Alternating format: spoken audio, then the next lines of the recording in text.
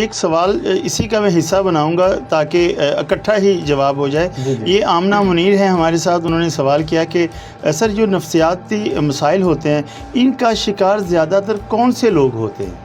جی سر، یہ بھی سوال بڑا اچھا ہے اور بنیادی سوال ہے. سر سب سے پہلے میں بچوں سے شروع کروں گا. وہ بچے جن کے ساتھ بچپن میں کوئی کسی طرح کا ابیوز ہوا ہوتا ہے، وہ جسمانی ہو سکتا ہے، وہ مینٹلی ہو سکتا ہے، وہ فزیکلی کسی طرح کا بھی ابیوز ہو سکتا ہے، وہ سیکسول ابیوز بھی ہو سکتا ہے. خاص طور پر بچے جو بچپن میں جو سیکسول ابیوز کا شکار ہوتے ہیں نا سر، ان میں بڑی ہی چانسز ہوتے ہیں، بہت زیادہ چانسز ہوتے ہیں کہ وہ جب بڑے ہوں گے تو ان میں نفسیاتی مسائل زیادہ جنم لیں گے.